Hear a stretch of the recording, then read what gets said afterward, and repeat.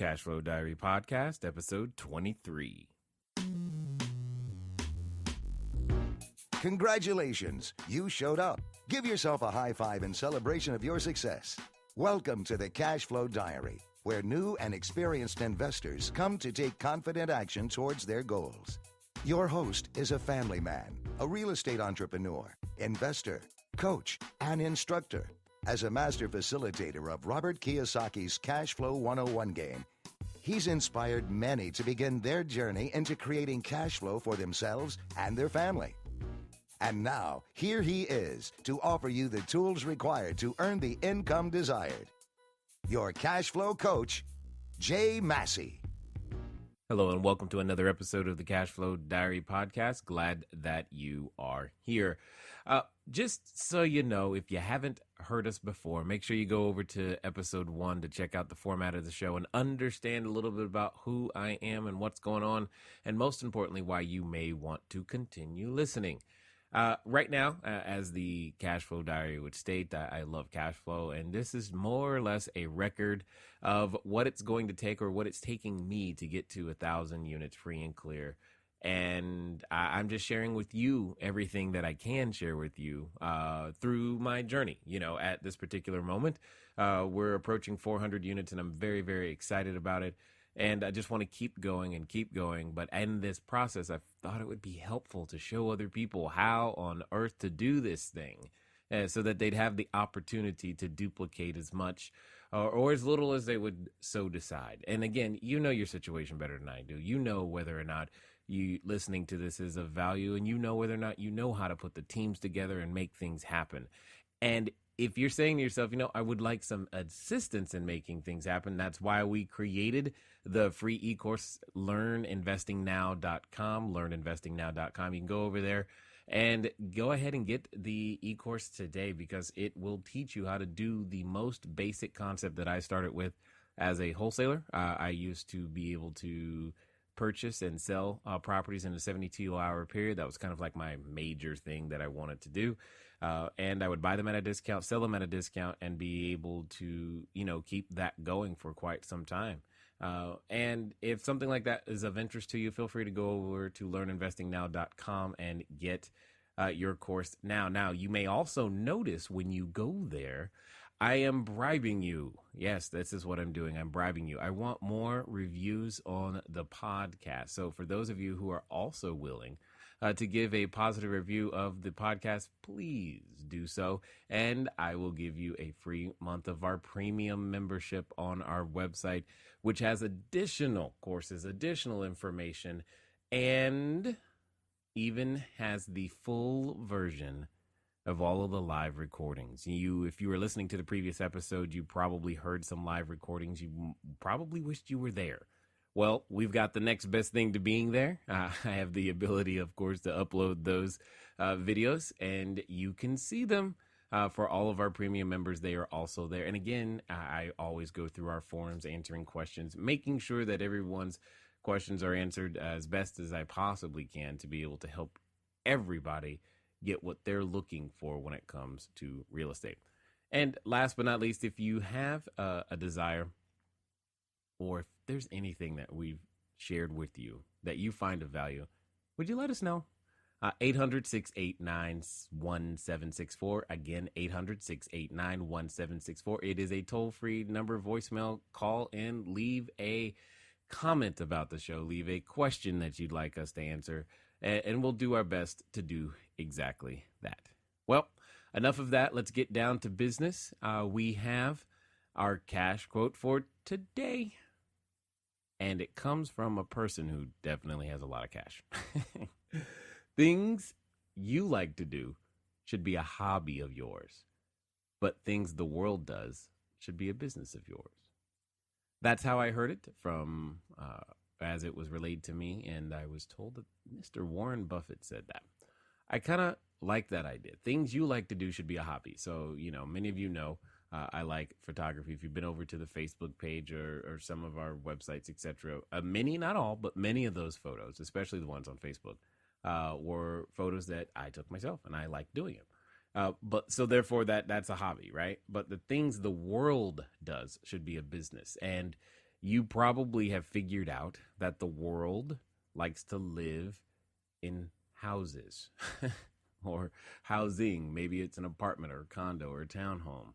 It doesn't matter. Or maybe you've learned that businesses like having a place to stay as well. Or maybe you've chosen, like, if you think about it, the world loves to go to the movies, and the movies are done at a theater, which is also another type of real estate play.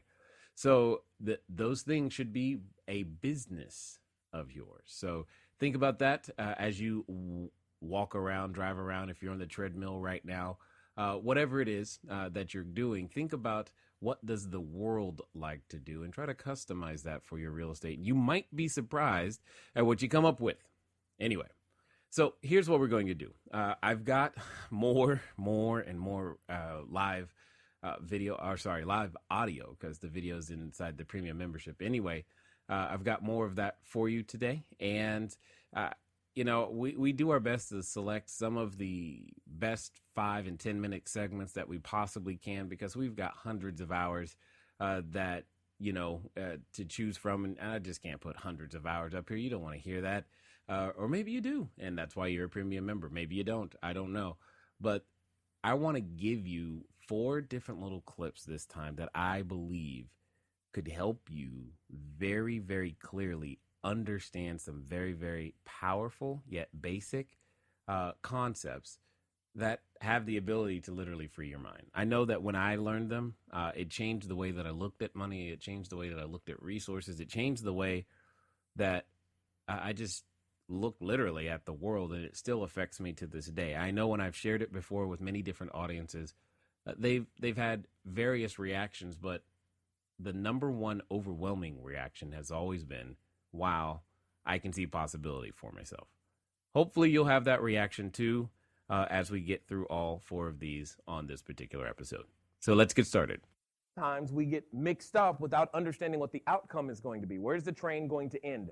Know where it's going to end before you board. And that's what I'm trying to help you understand here. That way you avoid being let down going, real estate didn't work. All I got was one single family house, and they just put $100 a month in my pocket.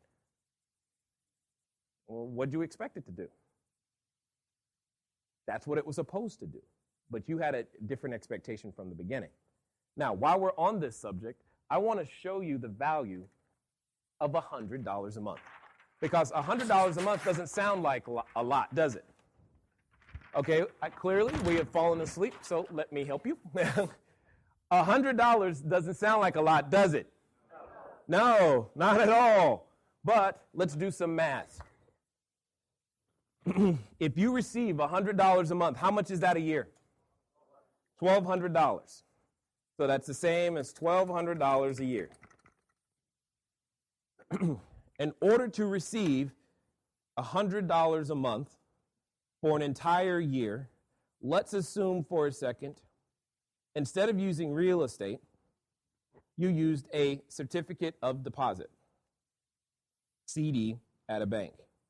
What I'm doing is that I'm just pulling up right now what a CD looks like in terms of the interest rates, and I just want a 1-year CD. So a 1-year CD, I see some various rates. The highest, you know what, let's go for higher and see if we can make it really good. 5-year CDs, let's go with a 5-year CD. See what the best rate is going to be, because the banks are clearly looking out for my best interest, and I want to make sure that I get the absolute best interest. So the highest number I see so far is 1.05, and that's probably the highest number. So let's go with that. So here we go. If I was to use a CD and I wanted to produce a simple $100 a month, the best rate I can currently find is 1.05%. So here is what I'm going to do my best. Can you see that kind of, but not really? Move it from there and focus. Is that going to do it? Yeah, now? No, that's just not going to happen. Okay, so I was going to do the math, but I'll write out the math for you. So I am going to do 1,200, because that's what we want to receive, All I'm going to do is divide by the interest rate, and that's going to tell us how much money we need to have set aside sitting in a CD, sitting there, that we have to earn and own and then leave alone to be able to earn $100 a month. So that's 1.05%. It's going to give me a dollar amount. $114,285.71. Yeah, right? The number I come up with is $114,285.71. That's all. So, isn't this the same thing as saying, if you could learn to buy one single family house and put $100 a month in your pocket, isn't that, using none of your own money or credit, isn't that the same thing as saying, I've learned how to earn $114,285.71? Do you see the equation I'm making? Okay. You say, well, I don't have $114,285. Great. How long does it take you at your job to earn $114,285.71? How many years? Gross income. Gross income? 2 years? 1 year? 5 years? So couldn't I also then say that learning this skill set could save you 5 years of time or 2 years of time? You say 1 year, okay, 1 year of time.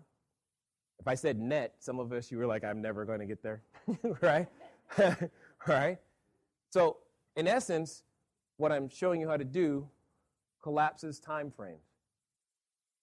The two things that I was hoping that you'd be able to pick up from that were the earn, own, and leave alone, and understanding what a skill set is worth. When you go to your job, when I go to my job, when I used to go to a job, we all traded none of our own money or credit in exchange for compensation, right? So we don't get shocked or surprised that, hey, this person got a job and they don't have to use their own money or credit to be able to generate income. When you apply that same level of thinking to a real estate transaction, it all suddenly begins to make sense. We don't wait for ourselves. Could you imagine if you didn't go get a job until you had the money to buy a job? You say, you know what, I don't have enough money, so I can't do anything, which is kind of what we do when it comes to, real estate investing. We say, I don't have any money, so I can't be a real estate investor. Could you imagine if you said, I don't have any money, so I can't go to work? Well, that doesn't make any sense. You go to work to get money. You do your real estate investing to do the same thing. And when you go to work, you don't have to own the company to work there. And even if you do own the company, you don't even have to own 100% of the company to work there, right? Well, my point is simply this.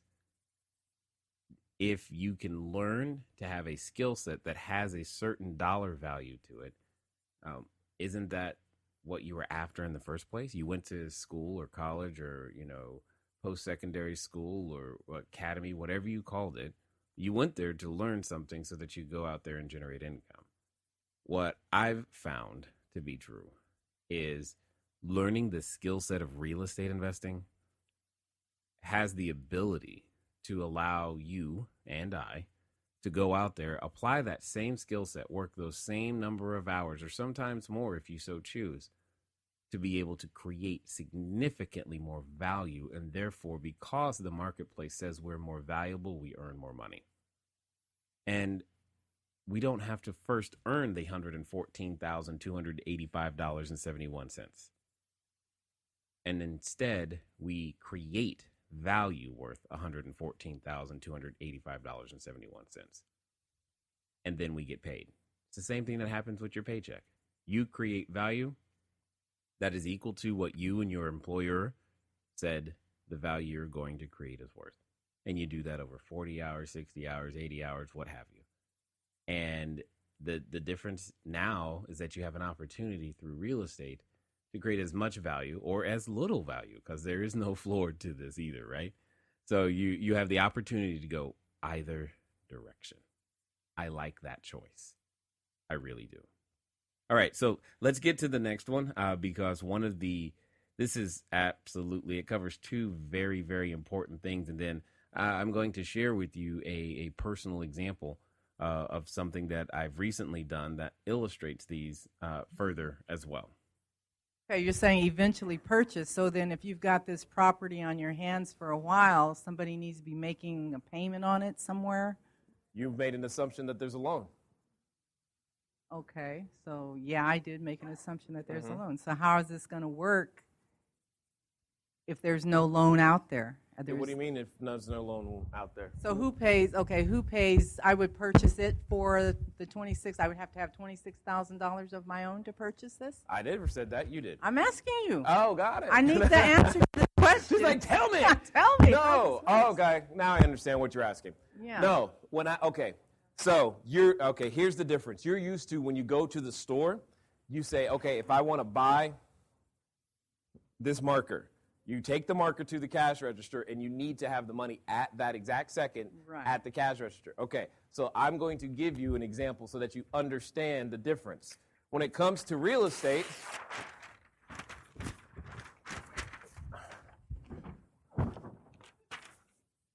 it works a little bit differently when it comes to real estate, okay? You still, yes, at some point, someone needs to go to the cash register and check out, all right? Mm-hmm. At some point. The only question is when. The difference, though, is that you've chosen that you're going to buy something long before you actually have to check out. So once you get the property under contract, the day you get the property under contract is not necessarily the same day that you check out. Got it? So that's how the wholesaler makes or earns their money. Is you may buy this, quote-unquote, buy. See, when we use the word buy, we assume so many more things. I'm trying to break it down into its pieces. So when you put the property under contract, that could be today. What's today's date? Thank you. No, wrong month. June 22nd of 2013. That's today. But you said today that you're going to pay $26,000 for it. Part of the real estate contract also specifies the day you're going to go through the checkout line. Okay? And that day could be any day you and the seller agree to. Any day. There's no rhyme. There's no reason. It's all about what you negotiate. Make sense? Mm-hmm. And here's the fun part. Even if you negotiate a day and that day comes and you're not ready to check out, you can ask for an extension. Okay? So keep that in mind. So for the sake of this example, let's say that you said, okay, I will give you $26,000 on June 28th. What that means is that between June 22nd and June 28th, somebody better be at the title company or escrow company with $26,000 plus in sales tax, if necessary, because in some states they do that, which is weird. Delaware, don't do that. Anyway, as well as title fees, as well as insurance and some additional closing costs, which the title and or escrow company will be able to calculate and let you know. Okay? Does that make sense? There was a lady in here in the morning who was title and escrow. Are you still here? She should have stayed. Oh, well. Here's the point. During this time, that's who you're really talking to, is that title and escrow person. That's what they're doing. They're researching title. They're making sure that the person you're buying from owns it. They're making sure all these other things. So in this 6-day period is when you go out to the marketplace and tell people, hey, I have a property under contract at $26,000. I'd like to sell it to you for $36,000, but it's worth $40,000. And if they say, yeah, then they become the buyer who shows up on that day being June 28th, pays you the 10, pays the original seller the 26, and then they walk off happy, skipping about their new purchase. Make sense? So that's the simplest way I can describe wholesaling. Okay. But that's what you do. Now, if you do this right, what you tend to do is you do a lot of these at the same time. The most I've ever done in 1 week is 11. And you just work. Wholesaling is way more about effort than it is anything else. Because it's effort to find the property, and it's effort to find the person. And you've got to do both sides. Does it make sense? It makes sense. As far as being a licensed real estate person, anybody can enter into a purchase contract like that and go to a title company and present documentation and all this. I'm going to shake her hand because she is now getting it, and she is an investor. Exactly. You don't wait for someone's approval. You don't need no license. You just need to be the prince. You just need to be the one who has the property under contract. That's what right. You're like, really? Yeah. That's what I learned too. I was like, you mean I don't need a license? I can do this without a license. I can just go, like right now. Like right now. Like right now? Yes. That's exactly what I'm saying. You could leave here today, take the 2 sentences I just taught you, go do that tonight, and technically it is possible for you to be in contract by Monday and get paid by next Friday. It's up to you. Could you repeat the 2 sentences, please? Oh, yes, now we want to know what the 2 sentences were. Got it. It's very simple. At the end of the day, especially when you're wholesaling, the phrase that I used was very simple. Hi, my name is Jay. I'm a wholesaler. What that means is that I buy properties at a discount and I sell them at a discount. Sentence number 1. Number 2, what type of investing are you looking to do? Between those 2 things, the only question becomes is how many times are you willing to ask that? I was just willing to ask it more than the next person. That's it. Now, when you listen to that, you probably heard me mention things about the words assuming. When you just remember this, what you assume limits your possibilities and opportunity to learn.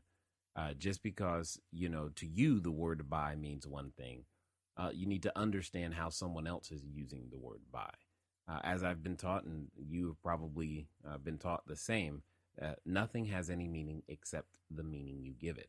So when someone says, hey, I just bought a property, find out what they mean. Don't assume that meant that they actually paid for it, closed on it, all this other stuff, or even if they sold it. Find out some of the details, and don't be afraid to look, stupid. As I've always said, you can't learn and look good at the same time.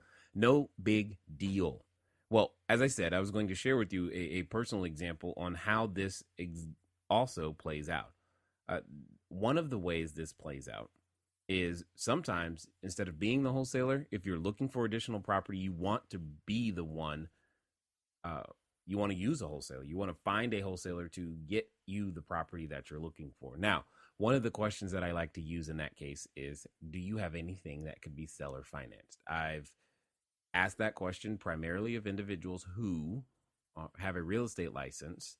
And this time, actually a few weeks probably after this particular recording, it led to this particular answer. And this is how it went down for the wholesaler. The wholesaler in this particular case happened to be a licensed real estate agent. However, he was not functioning as an agent in this particular case. So he had a property under contract. It's a commercial property, 18,000 square foot building. He had it under contract, including commission and everything, for $840,000, and had previously been valued at around $1.8 million. And long story short, there were just issues that needed to be resolved.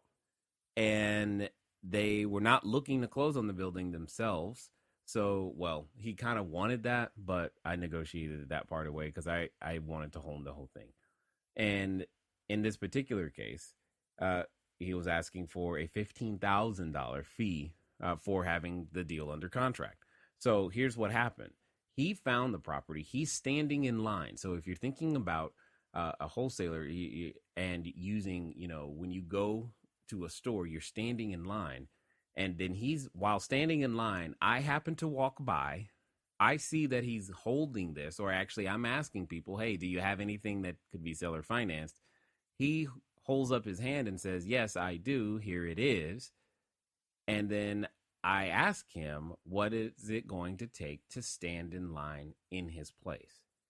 And in this case, it happens to be, $15,000 and that was worth it to me as the buyer, because now I'm able to go ahead and purchase a property and only have to put $100,000 down, and the seller is going to carry the balance at 5% interest only. And I was able to negotiate a situation that allowed me not to have any payments on the loan until the building was 50% or greater occupied.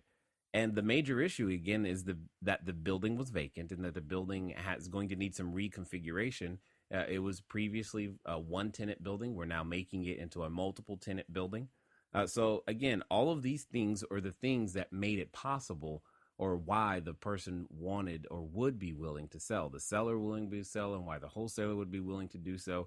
The bonus for me in this case was that it actually had a cell phone tower on top. So that was very, very exciting. Now, in this case, you may look at that and go, well, I don't have $840,000. Well, that's okay. You, again, don't have to be the one that has the actual funds. However, your friends, your family members, whatever, are probably going to want to participate, and you can control the deal that way. And as this works out in this particular case for myself, that's exactly what I did. And I was able to find individuals with the ability to help with the down payment. And I still have to find them, but I'll find the individuals that'll help with all the custom and configuration, et cetera, that needs to happen to the building, so that we can continue renting it out. And one of the greatest things is that during the escrow period, because of understanding what happens when I stand in line, we started looking for tenants immediately. And we're in the process of negotiating not one, but two completely separate tenants. Probably should have around 4,000 to 5,000 square feet of this building leased here within the next couple of weeks. And we're on our way to having the entire 18,000 square foot building leased. And what's amazing about that is it's using the exact same process that you just heard in the previous segment. I'm just showing it to you from both sides of the equation. All right. Now, some of you are probably thinking, well, okay, all of that sounds great. However, what about that earnest deposit and that money? So listen to this next segment. When you enter into an agreement, do you have to ever put money down, or is that always negotiable? Awesome. We've made another assumption. I love assumptions. Excellent. Hey, James, can you get me one of the orange drinks, please? I'm just thinking about it, or somebody. Anyway, here's the assumption. He said, when you enter in a contract, do you have to put money down? Here's my direct answer. No. What the correct answer is, again, I'm always going for the understanding of words. The correct answer to have a contract is something called consideration. When you look up the legal definition of consideration, it's something that is of value. Of value is relative. Is anyone in here a hairstylist and or maybe a masseuse? Anyone? Hairstylist right here? Excellent. Is it hairstylist? Masseuse? Oh my goodness. You got a whole lot of friends right now. So, how many of you would consider, watch me, you say you can't do a deal, I'm about to give it to you right here. How many of you would consider 10 one-hour massages something of value by a show of hands? Okay, right? So, here's what we do. I write a contract with you, and I am the masseuse, and I say, you know what? Instead of me using money for consideration, how about I give you 10 one-hour massages instead? And if you say yes, guess what we have? A contract. Did I just help you a little? So how much money does that cost her? None. It's a different way of understanding the word consideration and what is of value. And that's great because that's just 2 sheets of paper maybe, right? She can give them a coupon. I don't know. Yeah, hold on. Question is coming. One of the things I love about this is you can tell I like to get creative, but I don't like get creative just for the sake of it. I get creative because I had no choice. I had no choice. At some point, even if you have money and credit today, you're going to run out of money and credit. And guess what you're going to be stuck with? Getting creative. I was gifted the opportunity to do it now. And it's the only way I know how to work. It's the only way I know how to work, and I love it. Now, remember, value is in the eye of the beholder. You've heard me say that before. And what's really key to remember is, am I an attorney? No. Doesn't really matter because you must understand consideration. Now, part of the challenge with consideration, just so that you have an understanding, because I've tested this with different title companies and all kinds of things, is that I've learned that just because it is something of value between you and the other party, the title company still has to have a way to protect that something of value. I was attempting to use a gold eagle once, or it might have been a gold Krugerrand, one of the two, and as a consideration, just because so that I could say I could do it. Everything was fine with the contract. Seller was fine with it. They didn't really care. Kind of intrigued them. They thought I was quirky, and I probably am. But I learned that because the title company didn't have a way of protecting the gold coin from loss or theft, that was the issue that stopped me from doing it. I thought that was interesting. I thought I'd share that with you because sometimes we let some simple things get in our way and we just go, well, I don't have an earnest deposit, so therefore I can't do a deal. Well, that's not true. Remember, as I said before, in this episode even, what you assume limits your possibilities and opportunities to learn and grow. So now let's talk about this last section. One of the things to understand is that wealth is a team sport. And most importantly with that is that you should do only that which you do best. That's one of the things that I like to do. Now, that don't take that to mean never grow. That's not what I'm saying. What I am saying, however, is do what you do best. You can learn other things, and you should, but do only that which you do best. That's the highest and best use of your time. So think about that as we go through this next section. How do you get your rehab teams together for your out-of-state properties? Ooh, yeah, great question. How do you get your rehab teams together for the out-of-state properties? That is a challenge. That is work. That is hard because not every contractor does the work that they say they're going to do. The only way to find that out is sometimes to trust them with small jobs. You've heard it said, he who can be trusted with little can be trusted with much. That's very true. Start them out small, work them up. Start them out small, work them up, and work with many of them till you find the ones that understand what you're doing. Because some contractors also can only think in granite. That's a problem if I'm doing Walmart, right? Because I'm not doing a granite kitchen. They need to get familiar with words like Formica. And if they're not familiar with words like Formica and Goodwill and Habitat for Humanity, they're not the contractor you're looking for, okay? So sometimes we'll get new windows, quote unquote, from Habitat for Humanity, and what that really was is that the Nordstrom investor had extra windows, donated them for the tax deduction, and then we picked up those same high-quality windows at a discount. And if your contractor doesn't know how to do that, you're going to have trouble. And you need to interview them. You need to ask them that question. And you need to be very clear on the play. Because all of them, especially right now, will say, yeah, I can do that. Good. But here's the question I love asking. Before we go through the can you do it, what I want to know is, could you tell me about the types of jobs you prefer to do, the ones that you like doing the most? They'll tell you. And the ones that they prefer to do will be nothing but clues over whether they're Walmart, Target, or Nordstrom. They'll gladly tell you.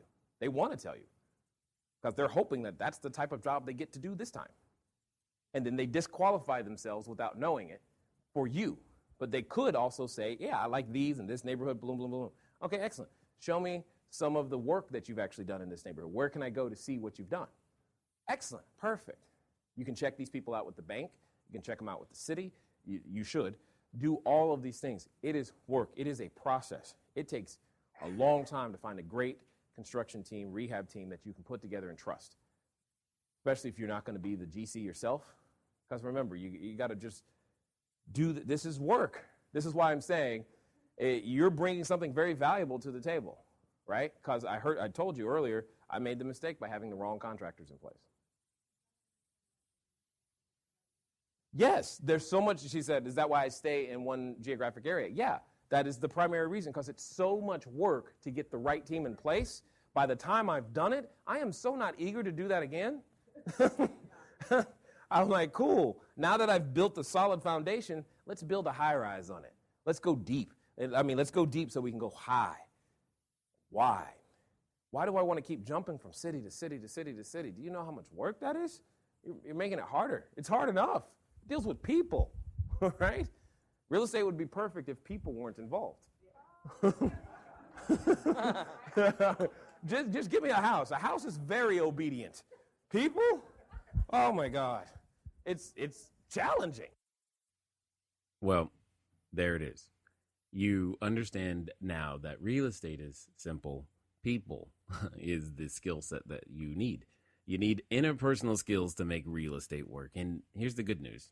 You can gain them. And regardless of where you are today, as I've told many people time and again, and very few believe me these days, but it doesn't really matter. I am naturally an introverted and shy person, period. That's just naturally me. Take me to a party, I'm probably going to find a corner, some chips, and some dip and be happy. However, it doesn't mean that you can't learn to develop the skill sets necessary for your business to be successful. So, I want to end this particular episode with the cash flow question. Nope, didn't forget. Making sure that we still cover the cash flow question. For those of you who have not participated in the game before, guess what? Answering the question correctly gets you an autographed copy of my upcoming book, Cash Flow Creation System, which I detail my entire business model, everything from A to Z, how to make it happen, all of the tips and tricks and techniques and my story, everything that goes into being able to build a portfolio of cash flow. So last week's question was, during the sales process, what's the most important skill set to develop? You know, didn't get any correct answers on this one, but that's okay. I'm here to tell you anyway. During the sales process, the most important skill set to develop is listening. Listening is the very skill set that I hopefully you are practicing right now. So for those of you who want to answer this week's question, make sure that you call in to 800-689-1764. Again, that's 800-689-1764, or email your answer into cashflowquestion@cashflowdiary.com. Make sure that when you call in or email that you actually leave your address, because it's kind of hard to send you a book through the email. We need a way to contact you people. Excellent. So this week's question is, other than using other people's money, name at least 3 other types of leverage that real estate provides. Other than using other people's money, because everyone is familiar with that. They hear it, you hear it all the time. Name at least 3 other types of leverage that real estate provides. Again, 800-689-1764 to send in the answer, or cashflowquestion@cashflowdiary.com. That's it for this particular episode. Hopefully you enjoy the live sessions. Feel free to send us an email, let us know, leave a review, do those types of things. And guess what? Until next time.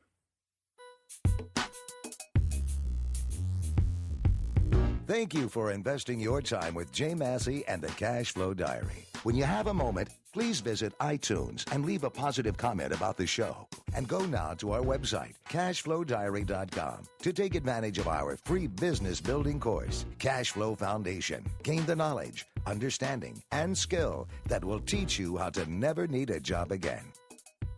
Until next time.